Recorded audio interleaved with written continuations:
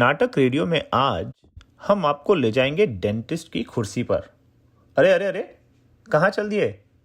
मैं तो ओगडेन नाश की मशहूर poem this is going to hurt just a little bit की बात कर रहा हूँ।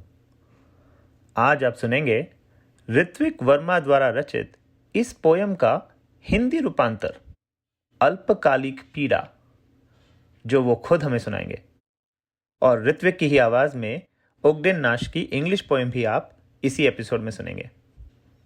Over to you Ritwik.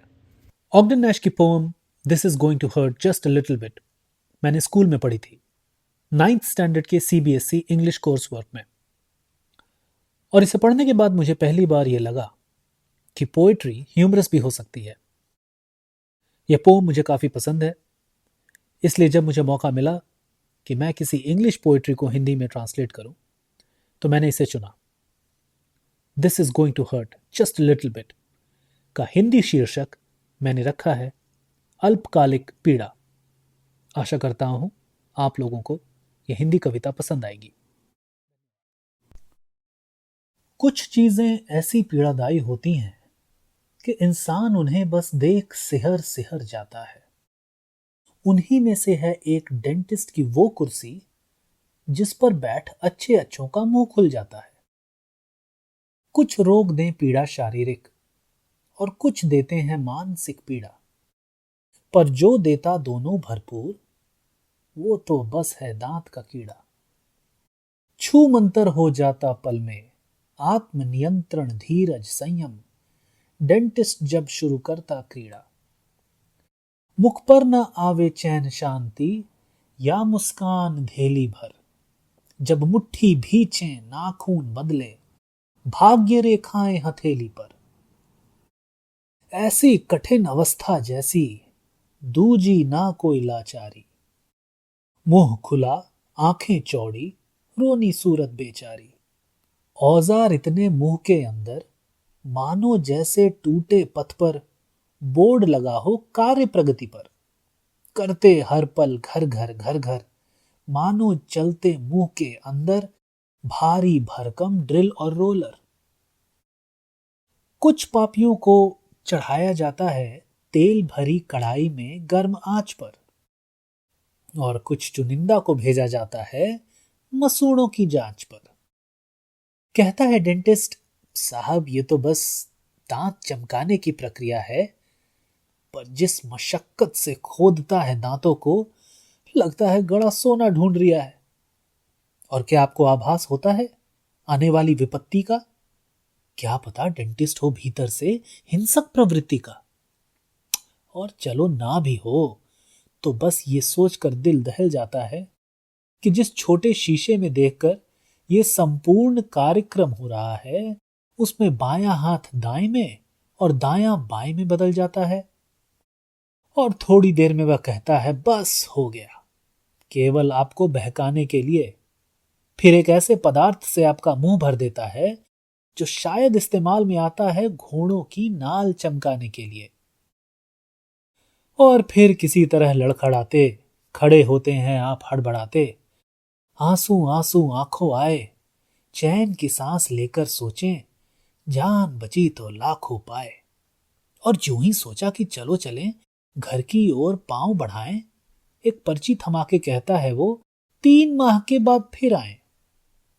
और तब मैं सोचूं हे ईश्वर, हे परम बाप, ये तेरा कैसा अभिशाप।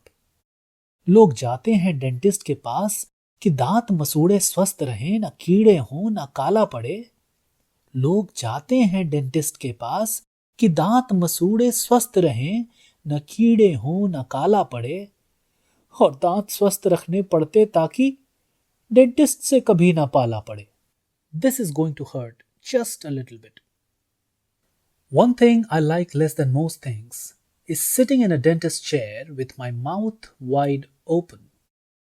And that I will never have to do it again is a hope that I'm against hope, hoping. Because some tortures are physical and some are mental, but the one that is both is dental. It is hard to be self possessed with your jaw digging into your chest. So hard to retain your calm when your fingernails are making serious alterations in your lifeline or love line or some other important line in your palm. So hard to give your usual effect of cheery benignity when you know your position is one of the two or three in life most lacking in dignity, and your mouth is like a section of road that is being worked on, and it is all cluttered up with stone crushers and concrete mixers and drills and steamrollers, and there isn't a nerve in your head that you aren't being urged on.